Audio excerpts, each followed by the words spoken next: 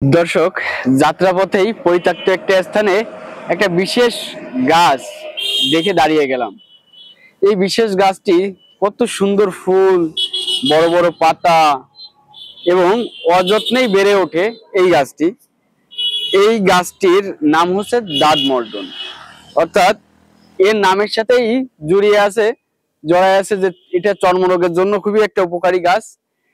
এই দাঁতমর্দন গাছের পাতায় থাকা ক্রাইসোফেনিক নামের যে অ্যাসিড, এই অ্যাসিডটা আমাদের ত্বক মানে আমাদের চামড়া জাতীয় সকল অংশের জন্য যে কোনো রোগের উপশম জন্য নিরাময়ের জন্য ব্যবহার করা হয়।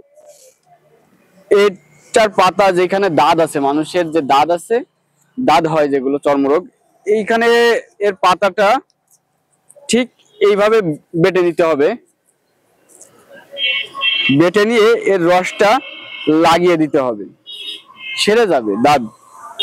তারপরে খোসপাসটা সেরে যাবে। এবং মানুষের মুখে মেস্তা নামের একটা দাগ হয়, যেটা কালো কালো হয়, সাদা মানুষের বেশি বোঝা যায়, কালো মেস্তা বলে। সেই মেস্তায় কিন্তু এই দাঁতমর্দন গাছের পাতা ঘষে দিলে নিরাময় হতে পারে। আর দাঁতমর্দন গাছের সব থেকে আকর্ষণীয় যে জিনিসটি, সেটা হচ্ছে এটার ফুল।